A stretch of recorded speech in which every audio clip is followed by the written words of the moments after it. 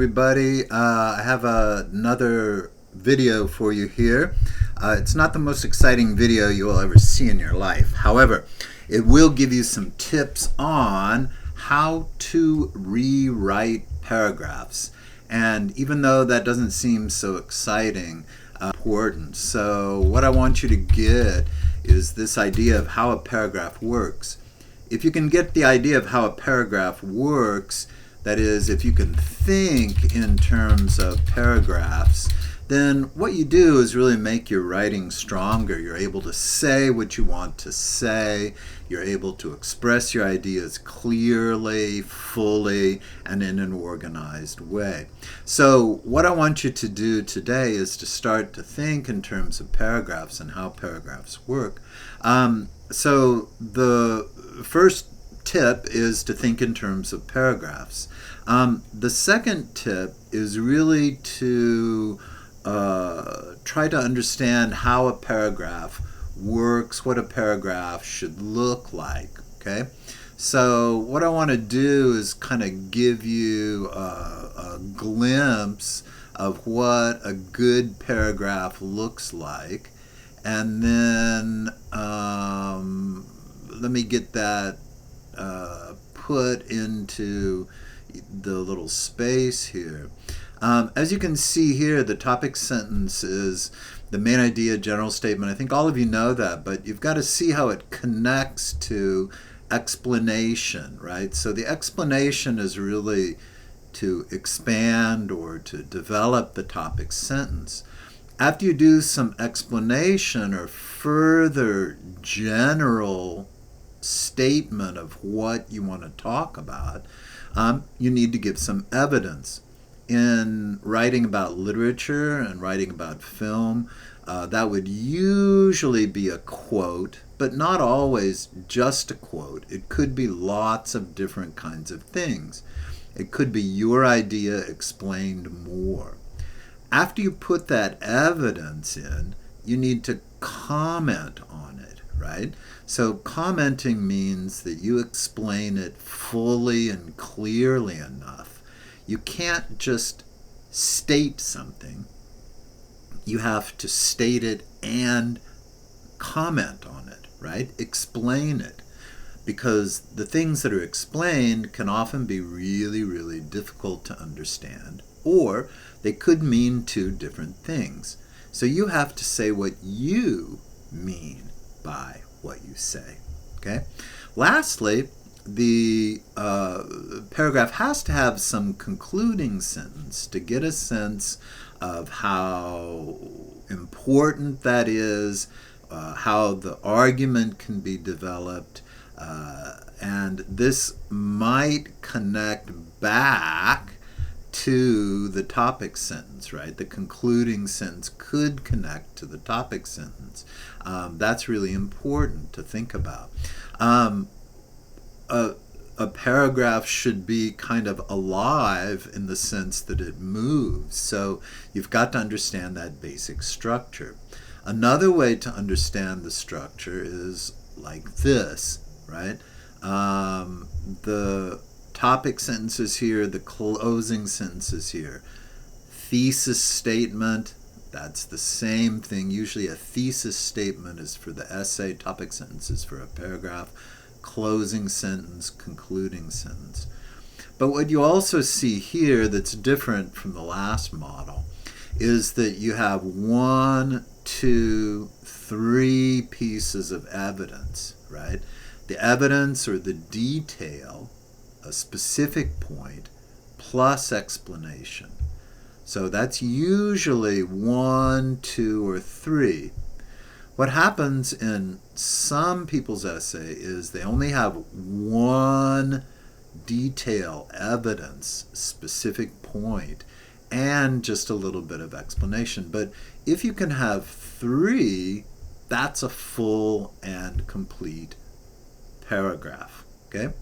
Now, one other way to think about that is this, which is that everything is super connected, right? Topic sentence, concluding sentence, ichi, ni, san, plus the supporting sentences. this all connects, right? Each one of these points is connected, right? So if you want to say Cecilia's life is terrible, that's a topic sentence. Then you would explain, what does that mean? Her life is very miserable. She doesn't have any fun. She can't enjoy herself. And you would put in a quote. She works at a diner. She takes in laundry. She has to give her husband money. Next point. Her life is terrible. Her husband cheats on her, right?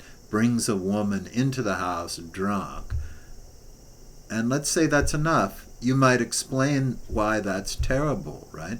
And finally put that together into another concluding sentence like, she's pretty miserable and she only has one escape.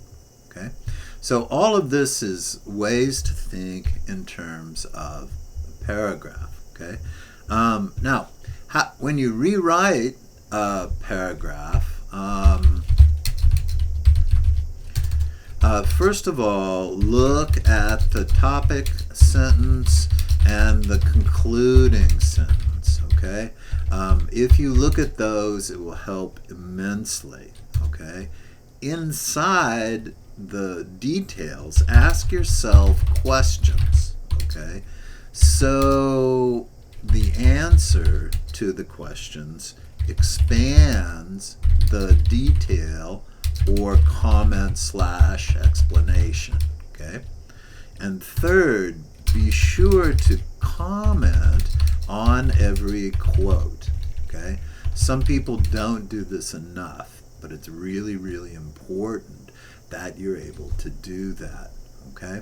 So, let's look at an example of a paragraph, which is a pretty good paragraph, but it's not great. So what we want to do is to rewrite this paragraph, okay? So let's look at the topic sentence, right? Not only is some fantasy visible, but often fantasy is hidden. And let's take that a little more. Hidden deep inside the mind of a character. Okay? Now, the next sentence looks pretty good to me. Let's take that and just copy it. Purple Rose, the Purple Rose of Cairo. And let's not say has. Let's change that. Has a more positive image towards fantasy, because it shows fantasy with love and pleasure. Okay? Now we want to expand on that, right? Cecilia loves the films, and the film itself shows how wonderful films can be. Okay? So now we've expanded that, right? We've expanded the first idea that has a positive image, and then we expand that by saying Cecilia loves the film, and then film itself shows how wonderful films can be, and we can expand that, certainly compared to reality of the depression. Okay. Now let's look at the next point. The swimmer. Okay, let's copy that down here. And let's think of a better connector, right? However, the swimmer shows Nettie's fantasy in a very undefined way. And let's repeat what we set up here. Hidden, okay? His fantasy is deeply hidden, and the reader or viewer cannot even imagine what his fantasy is until late in the story. His fantasy is combined in the reality, okay, is combined with reality, and is not clear. Okay? Great. Now, there's a little bit more about Nettie here, so let's copy that down here. Okay? From the third person point of view, Nettie's fantasy in his mind is a rather false world. It is almost impossible to access, right? He does not open his mind to show the collapse fantasy he has created, right? The fantasy is sealed inside himself. That makes it dangerous, okay? Now we can go back to the Purple Rose of Cairo and tie that together, right? And we can say that makes it dangerous. Cecilia's fantasy, however, is very visible. That makes her fantasy full of life, energy, love, and pleasure, right? Spell things correctly. Her sense of fantasy is much stronger and healthier,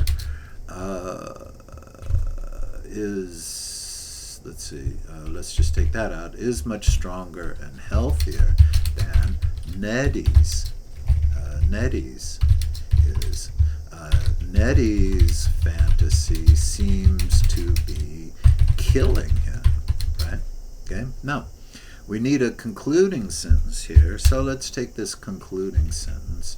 Films include negative actions that hide the fantasy, because fantasy is supposed to be a satisfying world for people running away from the reality.